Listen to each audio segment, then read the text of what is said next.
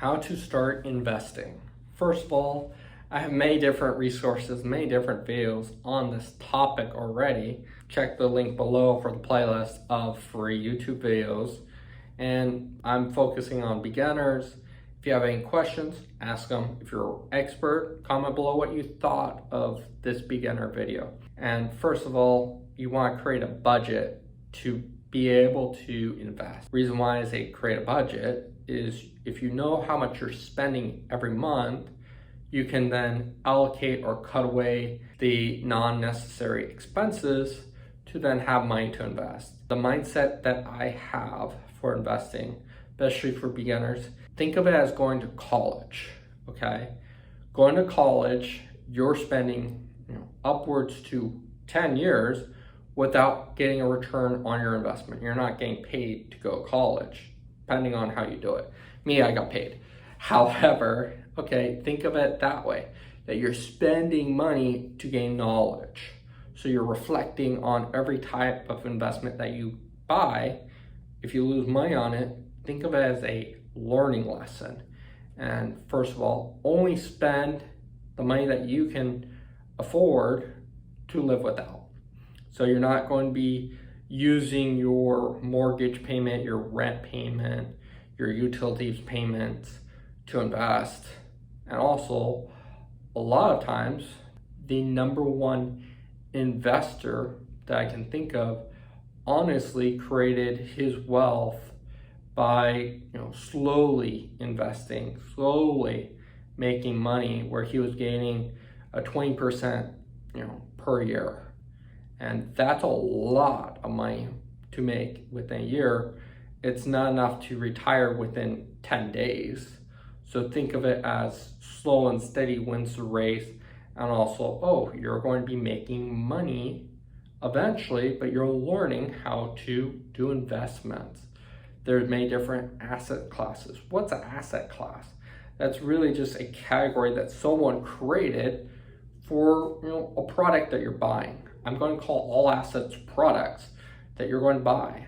And depending on the asset class, the product that you're buying, it really becomes who's the greater fool, which means, okay, I'm buying something for $100 and I'm going to hold it until someone else wants to buy it for more. That's really what the greater fool is.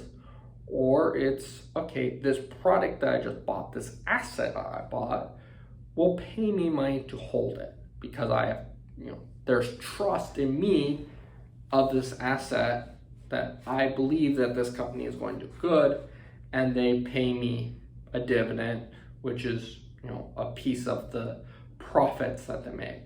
If a company never makes a profit, guess what? There's not going to be a dividend. And then, okay, the asset classes that we're just talking about, they're stocks. What is a stock?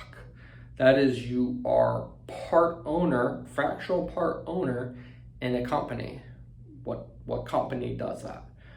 Almost all of them. You can be a owner in the company that I'm recording the video on. You can be owner of Amazon. You can be an owner of Google. You can be owner of many different companies around the world, or you can focus on, okay, I want to just buy companies from America. And that's what stocks is. You're part owner in a publicly traded company. And okay, you look at it, maybe you're a gamer, you can own a piece of Activision. Maybe you like Call of Duty, you can own a piece of Call of Duty's intellectual property. That's what you can do as an investor in stocks. Now the next asset class or product that I'm going to talk about is called bonds, which the stocks is you're getting part ownership in a company. Bonds, you're basically being the loan shark. And that's really what it is you're giving your money for a promise of getting your money back plus a return from a company or a government. And that's what it is. Okay, the downside of this is if you loan it to a company and it goes bankrupt, you get nothing. Same thing with stocks. If you buy a stock and the company goes down zero, you get nothing.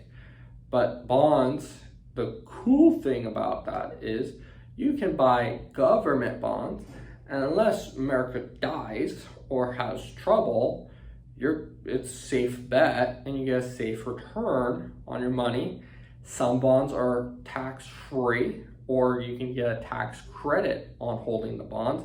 So say that you're getting 3% return on your money, but it's tax-free. Cool. Or it's, okay, I believe in America, so I'm going to invest my money in America's future, so I'll buy their bonds. And that's a cool product, and I'm looking at that too, because also, okay, there's a lot of flux right now in the stock market. It goes up, goes down. Oh, I'm losing money. Oh, I'm gaining money. Cool.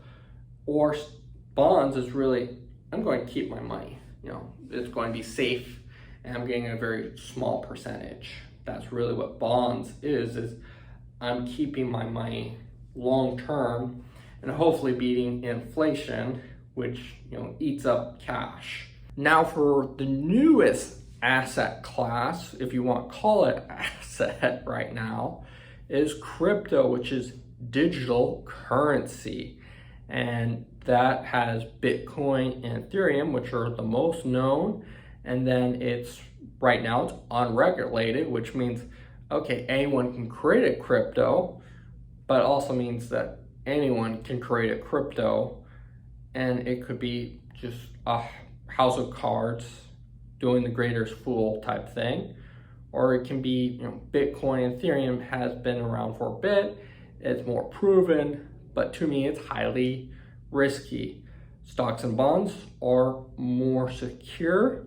If you read a very old book, the book literally said that stocks were risky and not considered an investment either. Bonds was the only one that was considered an investment.